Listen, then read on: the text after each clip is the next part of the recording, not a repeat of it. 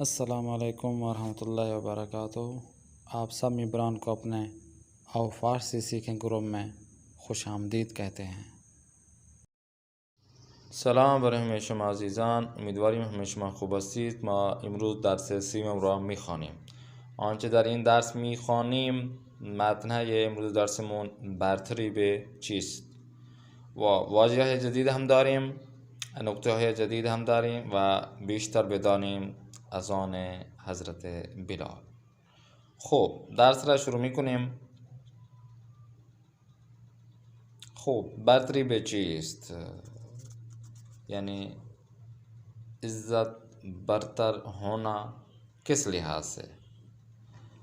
پیغمبر گرامی ما حضرت محمد مصطفی صلی الله علیه و آله و سلم با چند تن از اصحاب در مسجد نشسته بودند و با هم گفتگو می کردند. رسول خدا حضرت محمد مصطفی صلی الله علیه و آله و سلم اپنے چند اصحاب کے ساتھ مسجد میں بیٹھے آپس میں گفتگو کر رہے تھے۔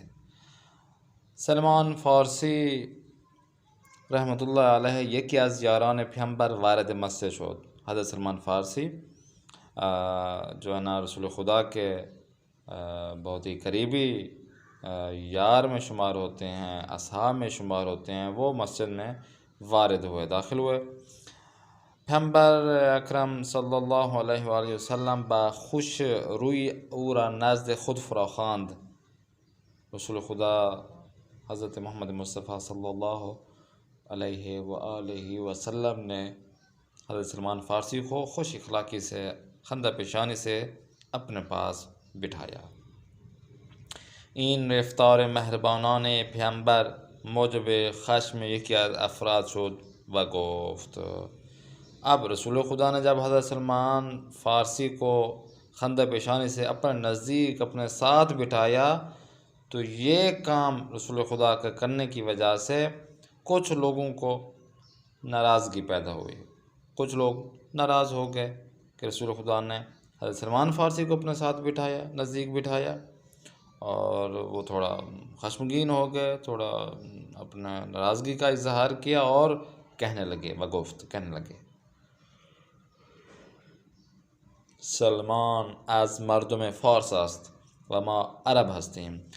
آپ ممبران کو بتایا تھا کہ مقدمہ نمبر 1 میں کہ یہ زبان فارسی کی جو تاریخ ہے، اگر کہیں کسی جگہ پہ بھی ہم نہ بھٹکیں، کسی دور تک نہ بھی جائیں، تو فقط حضرت سلمان فارسی کو دیکھ لیں کہ رسول خدا کے یہ عظیم صحابی، رسول خدا کے زمانے سے یہ زبان فارسی چلی آ رہی ہے کہ یہ زبان فارسی فارس، سلمان فارسی فارس۔ اب یہ بھی کہہ رہے ہیں کہ یہ کہہ رہے ہیں کہ بھئی رسول خدا کو کہہ رہے ہیں کہ حضرت سلمان فارسی تو فارس کے ہیں، فارسی بولتے ہیں، عجم ہیں، وہ عرب تو نہیں ہیں۔ عربی زبان پہ جس طرح ہم عرب زبان والے ہیں، وہ عرب زبان والے نہیں ہیں، وہ فارس والے ہیں۔ ہم عربی ہیں، وہ فارس والے ہیں۔ او نباید در جمع ما و بالا دست ما بنشیند۔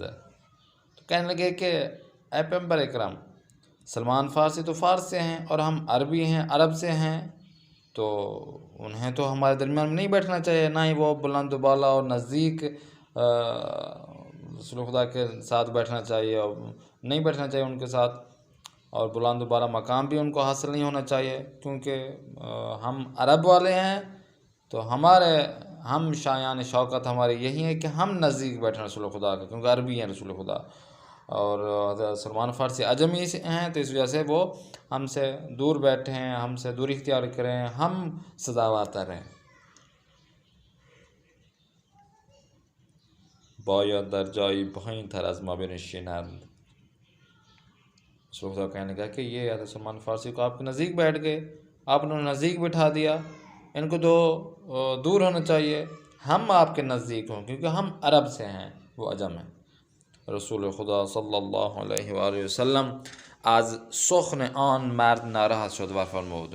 رسول خدا اس بندے کی بات سن کر بہت ہی ناراض ہوئے، ٹھیک ہے نا، ناراض ہو کر اپنی ناراضگی کا اظہار کر کے فرمایا، نہ چنین نیز، نہیں بھئی ایسا بالکل بھی نہیں ہے، فارس بودن یا عرب بودن مایه برتری و بزرگی نیست. کوئی فارس سے تعلق رکھتا ہو یا عرب سے تعلق رکھتا ہو، یہ برتری اور عظمت کا مقام نہیں ہے کہ یہ عرب سے ہے تو یہ اس کی برتری اور عظمت زیادہ ہے، یہ دوسرا فارس ہے تو یہ کم ہے. نہیں، لیکن نبی نے فرمایا کہ یہ برتری کا مقام نہیں ہے، بزرگی کا مقام نہیں ہے کہ کوئی عرب سے ہو تو زیادہ فارسی کا. رنگ و نجات، رنگ و پوش بھی اسی طرح، ٹھیک ہے نا، موجب فضیلت نہیں اس سے. رنگ کوئی گورا ہے تو یہ بھئی ہاں بھئی یہ تو عزت عظمت والا مالک ہے، اور کوئی افریقی ممالک سے تعلق رکھتا ہے، کوئی گندمی رنگ کا ہے، کوئی کالے رنگ کا ہے تو یہ بھئی ہم سے نیچے تر ہے، نیچے والا ہے. تو اللہ کے نبی نے فرمایا نہیں، فارس سے ہونا، عرب ہونا یہ برتری بزرگی نہیں ہے. اسی طرح رنگ و نسل یہ فضیلت والا مقام نہیں ہے. آنچه نزد خدا مایه برتری است تقوا، ایمان و عمل صالح است. رسول خدا نے فرمایا کہ یہ چیزیں نہیں ہیں. جو برتری اور فضیلت کا مقام ہے وہ کیا ہے؟ خدا کے نزدیک تقوا ہے، ایمان ہے، اور نیک عمل کرنے کا مقام ہے. کہ جو تقوی کے لحاظ سے بلند تر ہوگا، جو نیک کام میں بڑھ چڑھ کر حصہ لے گا، جن کا ایمان پختہ ہوگا، وہ خدا کے نزدیک بہت عزت و عظمت و برتری والا شخص ہوگا. خداوند متعال در قرآن می فرماید گرامی ترین شما نزد خداوند با تقوا ترین شما است. اللہ کے نبی نے پھر خداوند متعال کی اس آیت کے تلاوت فرمائی کہ جس کا ترجمہ یہ بنتا ہے کہ خداوند متعال قرآن مجید میں ارشاد فرماتا ہے کہ آپ لوگوں میں سے بزرگ ترین با فضیلت ترین وہ اشخاص ہیں، وہ افراد ہیں جو تقوی رکھتے ہیں. جو با تقوی ہیں وہ افراد میرے نزدیک بہت ہی با تقوی افراد ہیں، وہ بلند مقام والے افراد ہیں. با توجه به این رهنمود ارزشمند ما مسلمان خود را با هم برابر و برادر می‌دانیم. با رنگ پوست یا زبان ما را از یک دیگر جدا نمی‌کند. کہتے ہیں کہ آپ دیکھیں اوپر والی جو بھی یہاں پہ ہم نے بتایا اوپر کہ اس چیز کو اگر دیکھا جائے تو ہم مسلمانوں میں بھی ہم سب برابر ہیں اور ہم بھائی ہیں اور ایک دوسرے کو بھائی مانتے ہیں، ٹھیک ہے نا. یہ کوئی رنگ و پوست، زبان، بے فلاں یہ افریقی ہے، یہ چینی ہے، یہ ہندوستانی ہے، یہ پاکستانی ہے، یہ آذربائیجان، یہ ترکی، یہ نہیں ہوگا. یہ اس سے کوئی ہمیں جدا ہی نہیں کر سکتا. ہم سب بھائی ہیں، اور اگر کوئی بلند و بالا مقام ارزش مقام والا افراد ہے تو وہ خدا کے نزدیک با تقوی افراد ہیں. حسود عید. پیامبر اعظم صلی اللہ علیه و سلم هنگام ورود سلمان به مسجد چگونه با او برخورد کرد؟ چه چیزی موجب خشم یکی از افراد نزد پیامبر شد؟ آن مرد دلیل خشم خود را چه بیان کرد؟ پیامبر چه چیزهایی را موجب فضیلت و برتری نمی‌دانست؟ بفرموده پیامبر چه چیز مایه برتری و فضیلت نزد خدای متعال است. و واژه‌های جدید ارزشمند یعنی با ارزش، مهم، مفید مند، بہت ہی اہمیت کا حامل. وقت انسان بسیار ارزشمند است. انسان کا وقت بہت ہی مهم ہے. اصحاب رسول خدا کے جو یاران ہیں، ان کے ساتھ بیٹھنے والے ہیں، صحبت میں بیٹھنے والے ہیں. ابو ذر، مقداد و سلمان فارسی عدد اصحاب بزرگ پیامبر بودند. حضرت ابو ذر غفاری، حضرت مقداد، حضرت سلمان فارسی رسول خدا کے بہت ہی بزرگ اور بافضیلت رسول خدا کے اصحاب میں سے ہیں. افراد میں فرد کی جمع ہے، افراد یعنی بہت سارے افراد. در مدرسه ما افراد زیادی از کشورهای گوناگون درس می‌خوانند. ہماری یونیورسٹی میں بہت سارے ملکوں میں سے افراد ہیں، وہ اسٹوڈنٹ ہیں یا پڑھتے ہیں. بالادست یعنی مقام بالا تر، اوپر والے حصے میں، یعنی سٹیج پر یا اوپر جو چیز ہوتی ہے اس میں. به دانشمندان احترام بگذارید و آنها را بالادست مجلس بنشانید. کہ جو طالب علم ہوتے ہیں، دانشمندان ہوتے ہیں، جو بہت زیادہ افراد یونیورسٹی میں محترم ہوتے ہیں، استاد ہوتے ہیں، تو ان کا احترام کرنا چاہیے، ان کو اوپر والی منزل پہ بٹھانا چاہیے. ان کو احترام کے طور پر آپ آپ خود نیچے بیٹھے ان کو اوپر بٹھائیں مجلس پر. جب بھی کسی جگہ پر کوئی مجلس ہو رہی ہو، کوئی افراد جمع ہوں، کوئی جشن ہو رہا تو اس پہ برابر یعنی مساوی یکساں. ہمیں انسان نزد پروردگار برابر اند مگر کسانی کے علم و تقوی اس بیشتر بشاند باشد. سارے انسان رسول خدا متعلق نزدیک برابر ہیں. اس کے علاوہ بھی جو با تقوی ہوگا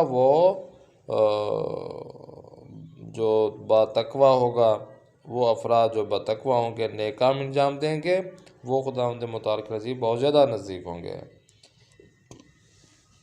جدا کردن یعنی دور کردن، الگ کرنے کے معنی میں آتا ہے. ہیچ وقت خدا کو از ماں سے جدا نہ کنید، کبھی بھی بچوں کو ان کی ماں سے جدا نہ کریں. یعنی کچھ افراد، کچھ چند نفر ہنگامی کے دوستوں محمود مریض شد با چند تن از دوستان بے دیدن او رفتیم.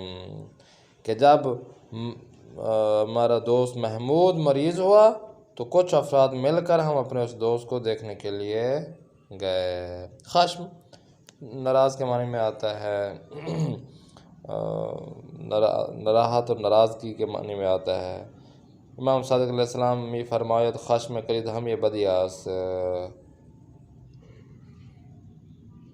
کہ امام صادق علیہ السلام نے فرمایا کہ یہ جو ناراضگی ہوتی ہے، یہ غصہ ہوتا ہے، یہ تمام برائیوں کی کیا ہے؟ چابی ہے.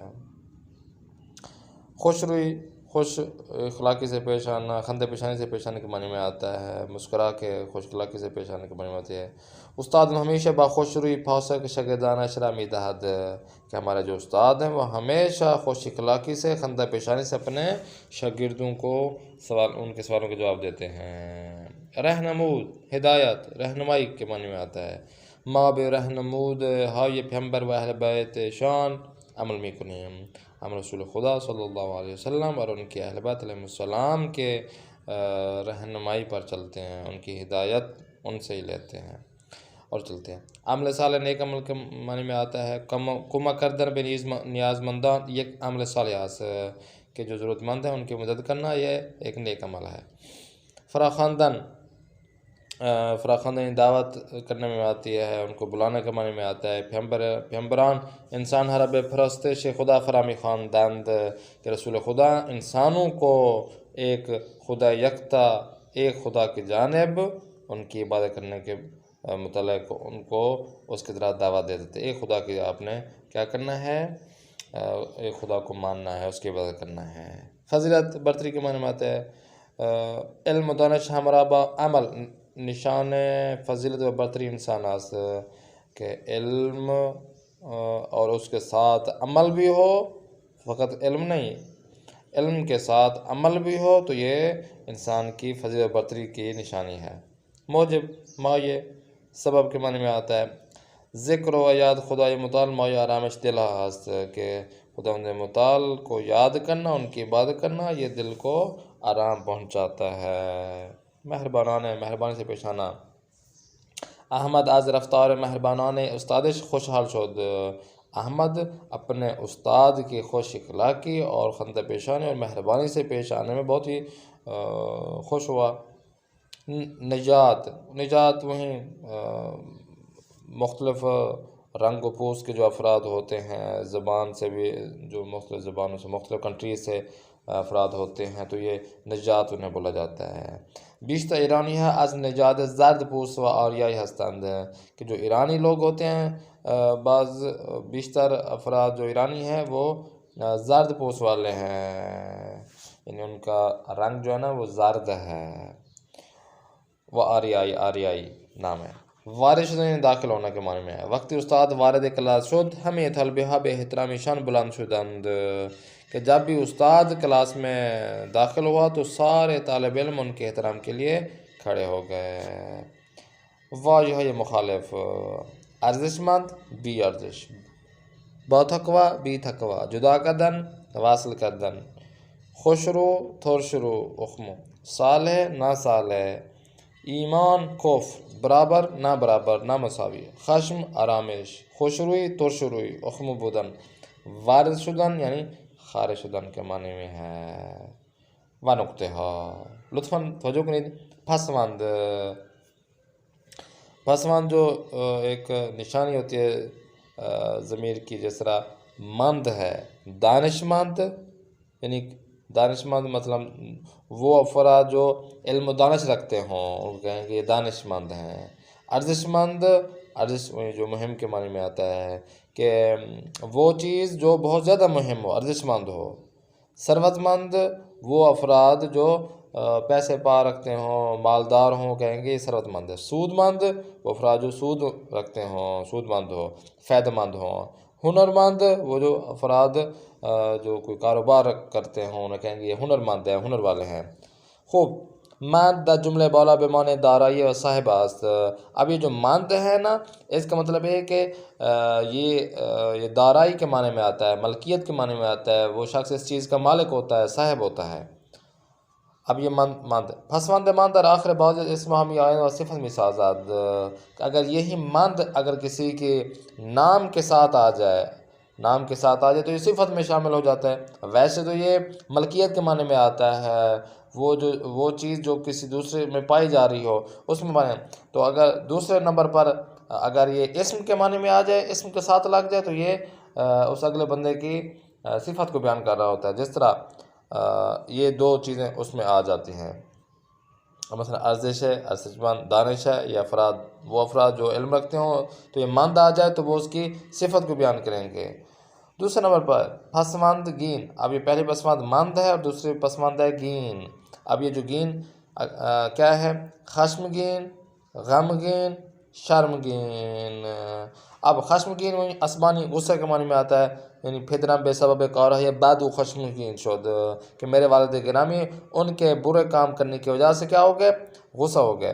غمگین ناراحت کے معنی میں آتا ہے، ناراضگی کے معنی میں آتا ہے. غصہ اسبانی کے معنی میں، خشمگین ایک ہی معنی میں ہے، اور ناراحت ناراضگی کے معنی میں. من از خبر مریض شدم دوستم غمگین شدم. میں دوست کے مریض ہونے کی خبر سن کر کیا ہوا؟ ناراض ہو گیا. میرا دل بہت ہی ناراحت ہوا کہ میرے جو عزیز ہیں وہ جو ہے نا مریض ہو گئے. شرمگین وہی شرم کے معنی میں آتا ہے کہ خجالت زدہ، یعنی جو افراد شرم کرتا ہو. مثلا احمد از کار بدش برادرش شرمگین شد. احمد اپنے بھائی کے برے کام کی وجہ سے کیا ہوا؟ شرمندہ ہو گیا. اب یہ جو پسماند ہے گین، یہ کیا ہے؟ در آخر بعض اسم می آید و صفت میں سازد. اور جب بھی یہ گین کسی اسم کے ساتھ آ جائے تو وہ کیا ہو جاتا ہے؟ صفت پیدا ہو جاتے ہیں. فراگیر من شما نیز چند واجه که پاسمانده مند و گین ترکیب شده‌اند بگویید. کہ آپ بھی گین اور مند سے جو الفاظ ہوں، جو جملے ہوں، وہ آپ یہاں پہ بنا سکتے ہیں. وہ بیشتر بیدانی. اور اس کے علاوہ بھی ہم پڑھتے ہیں، کیا پڑھتے ہیں؟ آذان حضرت بلال. ہنگامی کے رسول خدا صلی اللہ علیہ وآلہ وسلم به همراه مسلمانان از مکه به مدینه مهاجرت کردند. کہ جب رسول خدا صلی اللہ علیہ وآلہ وسلم مسلمانوں کے ساتھ مکے سے مدینہ ہجرت کی، پس از مدت کوتاہی در این شہر مسجدی بنا کردند. کہ کچھ عرصے کے بعد اس شہر مدینہ میں ایک مسجد کی تعمیر ہوئی. وقتی که ساختن مسجد تمام شد، به این فکر افتادند که برای اعلام وقت نماز دعوت مردم برای جمع شدن در مسجد چه کار کنند. کہ جب یہ مسجد تعمیر ہو گئی، اب لوگوں نے یہ خیال کرنا شروع کر دیا کہ اب نماز یا اس کے علاوہ جو لوگوں کو دعوت دی جاتی ہے، کوئی کام یا کوئی اعلان کروانے کے لیے جمع کیا جاتا ہے مسجد کے اندر، اب اس کام کو کون انجام دے گا؟ آیا مانند مجوسی ها آتش روشن کنند. کہ جب جو مجوسی ہوتے تھے، کوئی کام ہوتا تھا یا کوئی اعلان کروانا ہوتا تو کیا کرتے؟ وہ اونچی جگہ پر، کسی جگہ پر بہت بڑی آگ جلا دیتے. لوگ جمع ہو جاتے کہ ہاں واقعی اب کوئی اعلان کرنا ہے یا کوئی کام ہے. سوچنے لگے کہ کیا مجوسیوں کی طرح ہم آگ کو جلائیں، یا ہم چون مسیحا زنگ را به صدا در آورند، یا مسیحیوں کی طرح ایک زور سی آواز نکالیں گھنٹی کی، یا جو جس طرح زنگ گھنٹی کہتے ہیں، یا پورے ایک جو شادی بیاہ میں تو وہ کرتے ہیں اسے، کیا وہ اس طرح کریں یا کوئی اور طریقہ اپنائیں. در چنین اوضاع و احوال بود که جبرائیل امین علیه السلام از طرف پروردگار اذان را برای پیامبر اکرم صلی اللہ علیہ وسلم فرو فرستاد. کہتے کہ اسی حالت میں تھے، اسی کام میں تھے، ایسی سوچ میں تھے کہ اللہ کی طرف سے حضرت جبرائیل امین علیہ السلام اذان لے کر رسول خدا کی طرف آئے. وہی پیامبر اکرم صلی اللہ علیہ وسلم به علی علیہ السلام فرمود اذان را به بلال بیاموز. رسول خدا کو جب جبرائیل امین نے اذان دی تو وہی اذان رسول خدا نے حضرت علی علیہ السلام کو دی اور فرمایا کہ یا علی اسے جا کر حضرت بلال کو سکھاؤ. اسی پہ رسول خدا صلی اللہ علیہ وسلم به بلال فرمود. اس کے بعد رسول خدا نے حضرت بلال کو فرمایا در اوقات نماز بر بالای مسجد برو و اذان بگو کہ جب بھی نماز کا ٹائم ہو تو مسجد کے اوپر چلے جاؤ، جو اوپر والی جگہ ہوتی ہے وہاں چلے جاؤ اور وہاں پر اذان دو. او نیز طبق دستور پیامبر اکرم صلی اللہ علیہ وآلہ وسلم روزی چند مرتبه ندای توحید را سر می داد اور حضرت بلال بھی رسول خدا کے کہنے پر ان کے دستور پر چلتے ہوئے دن میں کئی مرتبہ اللہ کا یہ پیغام، اللہ کے توحید کا جو کام تھا وہ انجام دیتے.